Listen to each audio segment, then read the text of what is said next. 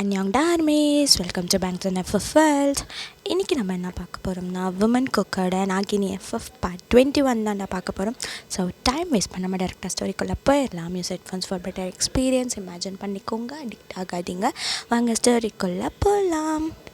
Last part நம்ம இதோட பார்த்துருந்தோம்னா சஞ்சுவையும் ஹரிணியும் குருஜி கூப்பிட்டதா ஒருத்தன் கூட்டிகிட்டு போயிருப்பாங்க. எதுக்காகனா பவர்ஸ் கொடுக்கறதுக்காக. ஹரிணிக்கு ஒரு பாட்டிலை கொடுத்து குடிக்க சொல்லியிருப்பாங்க. சஞ்சுக்கு எல்லா பாம்போட விஷத்தையும் அவன் மேலே ஏற்றி விட்டுருப்பாங்க. அண்ட் வயனுக்கு இன்னொரு பாட்டில் கொடுத்துருப்பாங்க. சஞ்சுக்கிட்ட பாய்சன் இருக்கிறதுனால ஹியூமன்ஸ் யாரும் அவளை தொடக்கூடாது, தொட்டால் இறந்துருவாங்கன்னு சொல்லியிருப்பாங்க. அதோட தான்டா பார்த்தும். இப்போ அதுலேருந்து கண்டினியூ பண்ணிக்கலாம். Function side. ஸோ மூவிலாம் முடிஞ்சிருது. மூவி முடிஞ்ச உடனே இப்போ எல்லாம் பார்ட்டி டைம் அப்படின்னு சொல்லிட்டு செம்ம என்ஜாய் பண்ணிட்டுருக்காங்க. எல்லாம் டான்ஸு பார்ட்டி அப்படின்னு சொல்லிட்டு வேறு லெவலில் என்ஜாய் பண்ணிட்டுருக்காங்க. அப்போது ஹரிணி என்ன பண்ணுறான்னா ஜிமின் கிட்ட வரா. ஜிமின் கிட்ட ஜிமின் பார்க்குறான். போயிட்டு வந்துட்டியா? வந்துட்டேன். என்ன சொன்னாங்க? உங்ககிட்ட அப்புறமா சொல்கிறேன். சரி, ஓகே. ஜிமின், வா, ஏன் நம்ம போய் டான்ஸ் பண்ணுவோம். என்ன? வா, நம்ம போய் டான்ஸ் பண்ணலாம் அப்படின்ற மாதிரி ஹரிணி ஒரு மாதிரி சொல்கிறா. நம்ம ஜிம்மனுக்கு என்னாச்சு, இவளுக்கு ஏன் இப்படி பேசுகிறா அப்படின்னு அவன் யோசிச்சுட்ருக்கான். அப்போது ஹரிணி வா ஜிம்மன் அப்படின்னு சொல்லிட்டு ஜிம்மனோட ஹேண்டை பிடிச்சிட்டு அப்படி டான்ஸ் ஃப்ளோருக்கு தான் கூட்டிகிட்டு போயிட்டு இப்போ ஜிம்மனோட ஹேண்டை ஒரு ஹேண்டை அவள் ஹிப்பில் ப்ளேஸ் பண்ணிவிட்டு இன்னொரு ஹேண்டில் அவள் ஹேண்டை ஹோல்ட் பண்ணிவிட்டு இப்போ 2 பேரும் டான்ஸ் ஆட ஸ்டார்ட் பண்ணுறாங்க. ஸோ எல்லாம் இவங்கள தான் பார்த்துட்ருக்காங்க. ஈவன் ஜேகே அண்ட் தேவ் கூட அப்படியே வாயை பொழந்துட்டு பார்க்குறாங்க. என்னடா நடக்குதுங்க அப்படின்ற மாதிரி. ஸோ நம்ம ஜிம்மனுக்கே ஒன்றும் புரியல. நம்ம ஜிம்மன் அப்படியே செம்ம ஷாக்குடா அங்கே டான்ஸ் ஆடிட்ருக்கான். நம்ம ஹரிணி, ஏன் ஜிம்மன் அப்படி ஷாக் ஆகுற? இல்லை, நிஜமாகவே இது நீ தானா?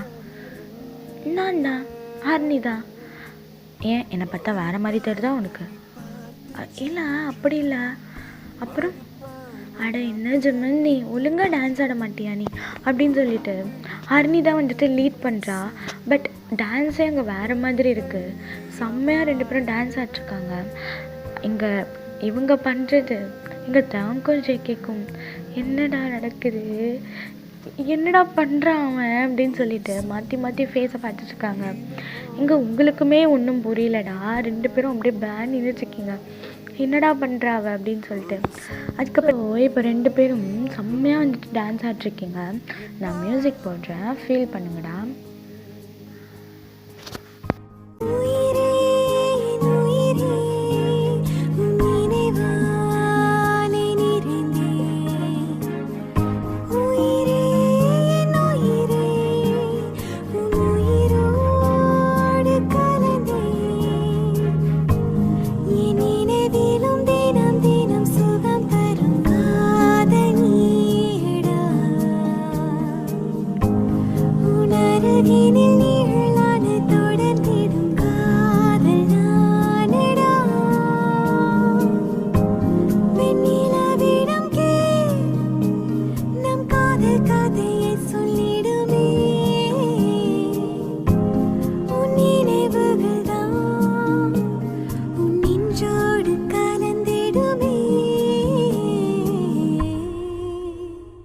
ஸோ ஃபைனலாக டான்ஸ்லாம் ஆடி முடிச்சுட்டு ஹரிணியும் ஜிம்மனும் உட்காடுறாங்க.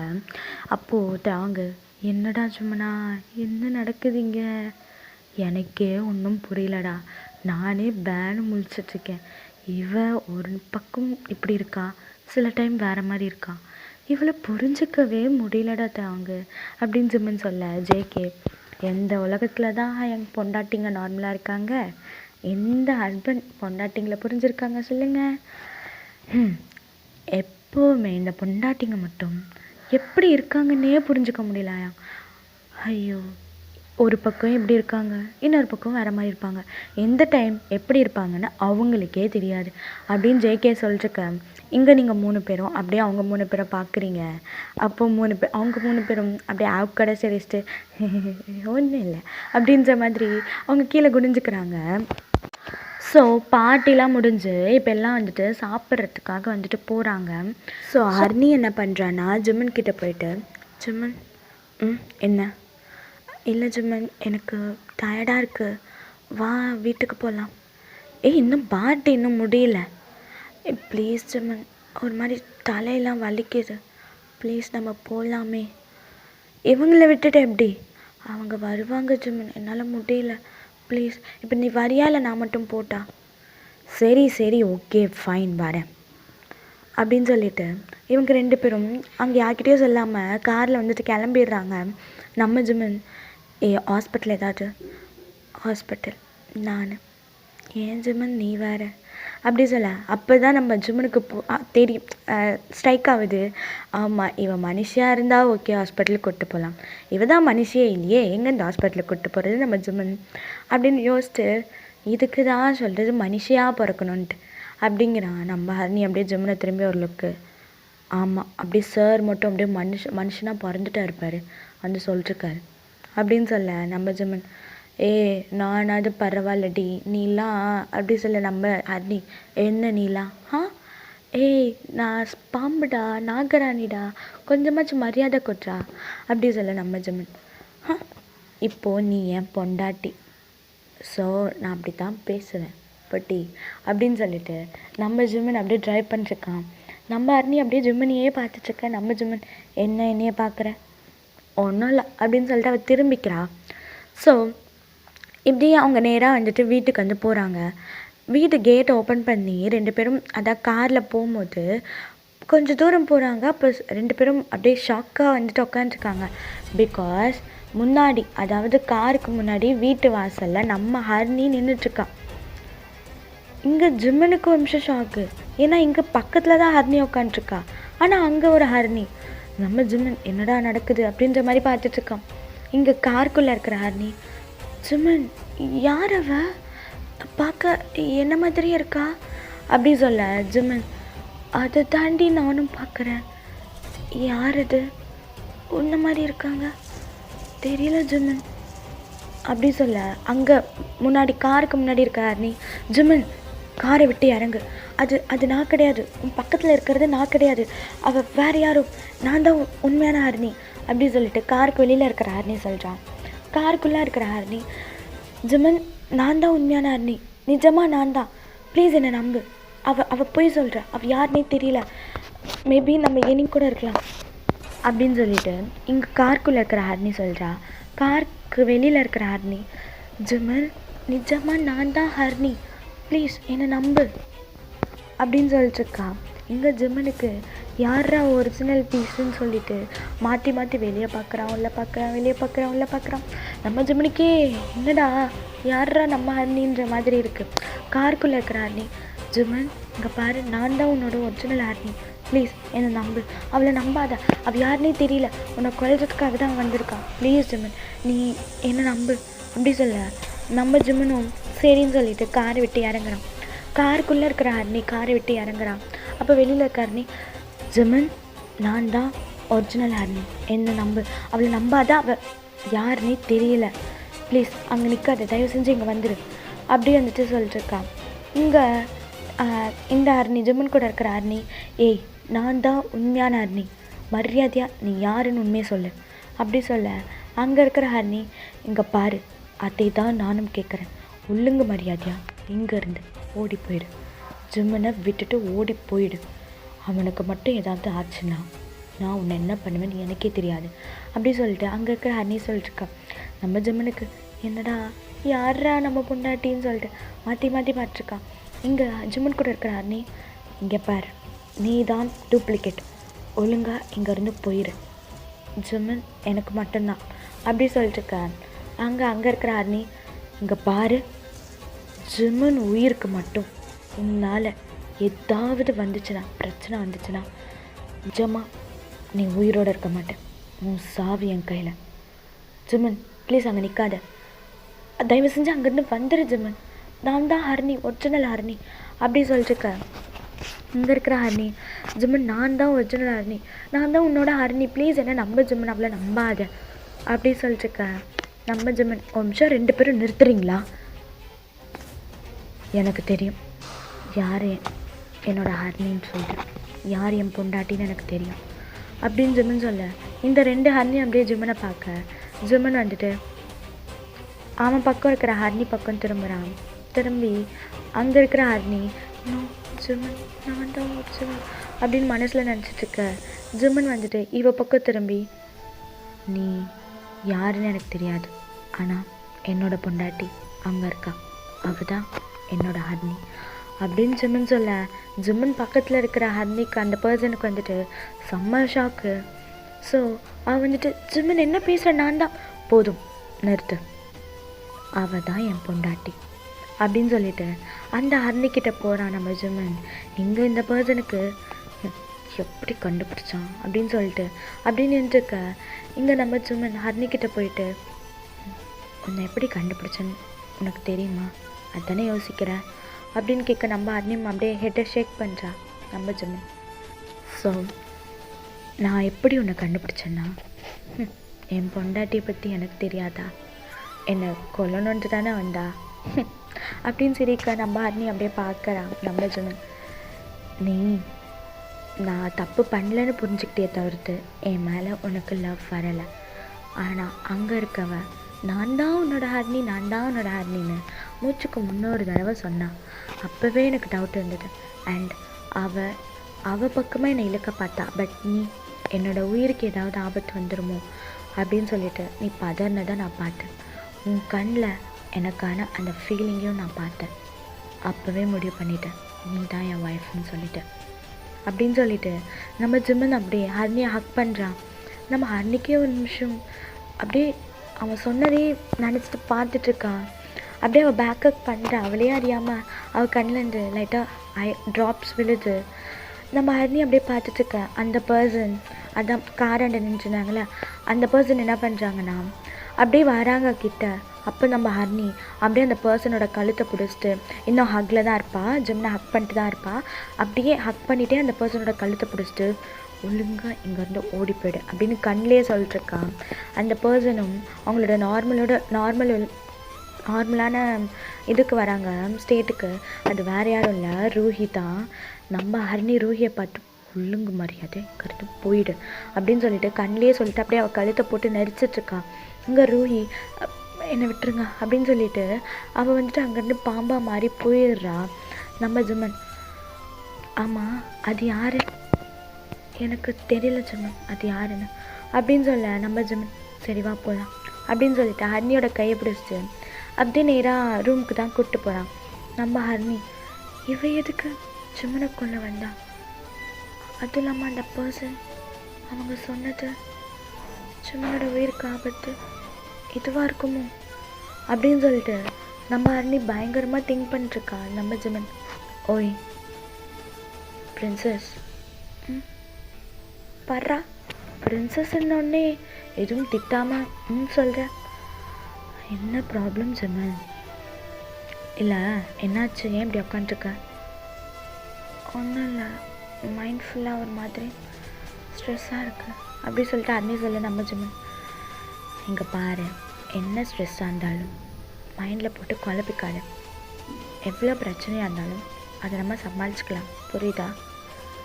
அப்போ ஹர்னி அப்படியே ஜிம்மனை பார்க்குறான். நம்ம ஜிம்மன், ஃபர்ஸ்ட் இப்படி அப்பாவியாக மூஞ்ச வச்சுக்கிறது நிறுத்தடி, உனக்கு செட் ஆகலடி. அப்போ ஹர்னி அப்படியே லைட்டாக ஸ்மைல் பண்ணுறா. நம்ம ஜிம்மன், இப்போ ஸ்மைல் பண்ண எவ்வளோ நல்லா இருக்குது, இதை விட்டுட்டு மூஞ்ச இஞ்சி தின்ன குரங்கு மாதிரி. என்னது? இல்லை சோகமாக வச்சுட்டு இருந்தேன்னு சொன்னேன். டேய் நீ வர வர ரொம்ப ஓவராக போய்ட்டுருக்க ஜிம்மன். என்ன பண்ணுறது, பொண்டாட்டியோட மனசை வின் பண்ணணும்ல, அப்போ இப்படி தானே போக முடியும் அப்படின்னு சொல்லிட்டு இவன் சிரிச்சிட்ருக்கா ஹர்னி.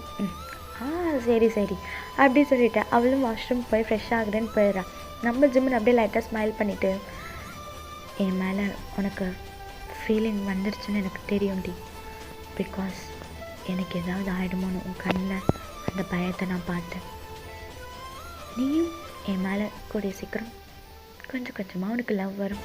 இப்போ தானே ஸ்டார்டிங் ஸ்டேட், போக போக நீயே என்கிட்ட வந்து ஐ லவ் யூ ஜிம்மன், நீ இல்லாமல் நான் இருக்க மாட்டேன்னு சொல்லுவேன். கூடிய சீக்கிரம் அந்த நாள் வரும் அப்படி சொல்லிட்டு நம்ம ஜிம்மனும் அப்படியே ஸ்மைல் பண்ணிட்டுருக்கான். ஃபங்க்ஷன் சைட் அங்கே என்ன நடக்குதுன்னா, எல்லாம் வந்துட்டு ஓகே வீட்டுக்கு கிளம்பலாம் அப்படின்ற மாதிரி வந்துட்டு நின்று பேசிகிட்ருப்பாங்க. அப்போ இங்கே சஞ்சுக்கு ஒரு மாதிரி அப்படியே டயர்டாக வீக்காகவே ஃபீல் பண்ணிட்டுருக்கா. பிகாஸ் அவள் உடம்புல வந்துட்டு விஷம் இருக்குல்ல. ஸோ அதனால் அவளுக்கு ரொம்ப டயர்டாக எப்படின்னா தலை அப்படியே டிசீனஸாக ஒரு மாதிரி ட்ரௌசியாக வந்துட்டு அவள் ஃபீல் பண்ணிட்டுருக்கா. ஸோ இதை வந்துட்டு அவங்க வந்து நோட்டீஸ் பண்ணிடுறான். நோட்டீஸ் பண்ணிவிட்டு, ஓய் என்னாச்சு உனக்கு, ஏன் ஒரு மாதிரி இருக்க? ஒன்றும் இல்லை தாயம், லைட்டாக ஒரு மாதிரி தலை சுற்றுது. என்ன தலை சுற்றுதா? தலை வலிக்குதா என்ன? தெரியல, அது ஒரு மாதிரி டயர்டாகவே இருக்கு. சரி ஹாஸ்பிட்டல் போகலாமா? இல்லை வேண்டாம், வீட்டுக்கு போய் கொஞ்சம் ரெஸ்ட் எடுத்தால் சரியாக போயிடும். சரி வா நம்ம போகலாம் அப்படின்னு சொல்லிட்டு அவங்க வந்துட்டு மற்றவங்கிட்ட சொல்லிவிட்டு சஞ்சு வந்துட்டு கூட்டிகிட்டு போகிறான். 2 பேரும் காரில் போயிட்டுருக்கும் போதே சஞ்சுக்கு ரொம்ப ஒரு மாதிரி ரொம்ப டயர்டாகிட்ருக்கா. இருக்க அவள் டவுன் ஆகிட்டே இருக்கா. அவங்க எல்லாம் நோட்டீஸ் பண்ணிவிட்டு, என்னாச்சு உனக்கு, ஏன் இப்படி இருக்க, ரொம்ப வீக்காக இருக்க, நீ குருஜியை பார்க்க போகிறதுக்கு முன்னாடி நீ இப்படி இல்லையே, இப்போ அவரை பார்த்துட்டு வந்ததுக்கப்புறமேட்டு தான் நீ இப்படி இருக்க, அங்கே என்னாச்சு? இல்லை அவங்க ஒன்றும் இல்லை. என்ன ஆச்சுன்னு கேட்டேன். ப்ளீஸ், என்னால் பேச முடியல, அந்தளவுக்கு எனக்கு உடம்புல ஸ்ட்ரென்த் இல்லை, ப்ளீஸ் இப்போதைக்கு எதுவும் கேட்காதீங்க அப்படின்னு சொல்லிட்டு அவள் அப்படியே அந்த சீட்லேயே சாஞ்ச மாதிரி படுத்துக்கிறாள். அவனுக்கு புரியுது, ஓகே இவளுக்கு ஏதோ ப்ராப்ளம் சொல்லிட்டு, அதனால இவனும் எதுவுமே பேசாமல் ட்ரைவ் பண்ணிவிட்டு வீட்டுக்கு தான் போயிட்டுருக்கான். அங்கே ஜங்குக்கு கால் பண்ணிவிட்டு, ஹயாங் என்னடா ஜிம்னாயங்க பார்த்தீங்களா? இல்லை, ஏன்? ஜிம்னாயங்கும் ஹர்னி காணும். என்னடா சொல்கிற? ஆமாம் ஹயாங், நான் இங்கே தேடி பார்த்துட்டோம், அவங்க 2 பேருமே இல்லை. சரி அவனுக்கு கால் பண்ணியா?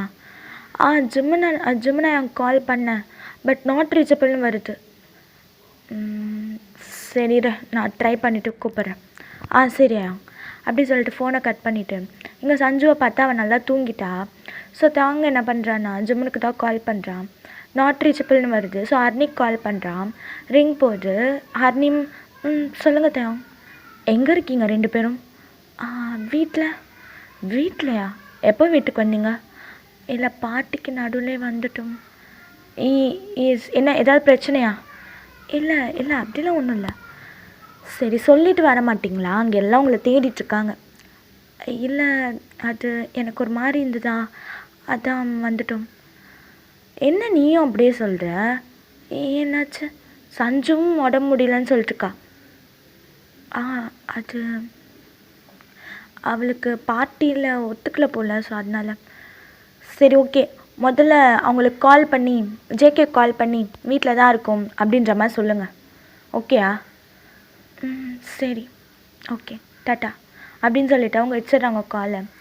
ஸோ அங்கே ஜேகேக்கு ஹர்னி கால் பண்ணி இந்த மாதிரி நாங்கள் வீட்டில் தான் இருக்கோம் அப்படின்ற மாதிரி சொல்லிடுறான். ஸோ எல்லாருமே வீட்டுக்கு தான் கிளம்பி வராங்க. அவங்களும் சஞ்சுவும் வீட்டுக்கு ரீச் ஆகிட்டாங்க. ரீச் ஆனதுக்கப்புறமேட்டு அவங்க வந்துட்டு சஞ்சுவை எழுப்புறான். பட் அவள் டயர்டாக இருந்ததுனால அவளுக்கு எதுவுமே சென்ஸ் ஆகலை. ஸோ தயங்கும் சரின்னு சொல்லிவிட்டு அவளை ப்ரைடல் ஸ்டைலில் லிஃப்ட் பண்ணிவிட்டு அப்படி வீட்டுக்கு தான் கூப்பிட்டு போகிறான். தூக்கிட்டு போய் பெட்டில் படுக்க வச்சுட்டு, இவளுக்கு என்ன ஆச்சு, ஏன் இவள் இப்படி இருக்கா, சரி ஜூஸ் ஏதாவது போடும் அப்படின்னு சொல்லிட்டு இவனும் வந்துட்டு ஓகேன்னு சொல்லிட்டு கிச்சனுக்கு போய் அவளுக்கு ஜூஸ் போடலான்னு சொல்லிட்டு போயிட்டான். கொஞ்ச நேரம் கழிச்சுங்க சஞ்சு அப்படியே வேக்கப் ஆகுறா. வேக்கப் ஆகிட்டு அவளுக்கு ரொம்ப உடம்பெல்லாம் அப்படியே டயர்டாக அடித்து போட்ட மாதிரி இருக்கு அவளுக்கு. ஸோ அவள் ஏஞ்சி உக்காந்துட்டு தலை எங்கே இருக்க அப்படின்னு சொல்லிட்டு அவள் சுற்றி பார்க்குறா. பெட்ரூமில் நான் எப்படிங்க? அவங்க காரில் வந்தோம், அப்புறம் அவனை தூக்கிட்டு வந்தானா, அவனை டச் பண்ணிட்டானா, அச்சோ அப்படின்னு சொல்லிட்டு இங்கே ஒரு மாதிரி பயப்படுறீங்கடா. பிகாஸ் குருஜி சொல்லியிருப்பார்ல, உங்களை வந்துட்டு யாரும் டச் பண்ணக்கூடாது, காலையில் வரைக்கும் யாரும் டச் பண்ணக்கூடாதுன்னு சொல்லியிருப்பார்ல. ஸோ நீங்கள் அப்படியே நிமிஷம் ஷாக் ஆகிட்டு எப்படி அப்படின்ற மாதிரி யோசிச்சுட்ருக்கீங்க. அண்ட் இதோட இந்த பாட்டை இங்கே முடிச்சுக்கலாம். அண்ட் டார்மிஸ் பாய்.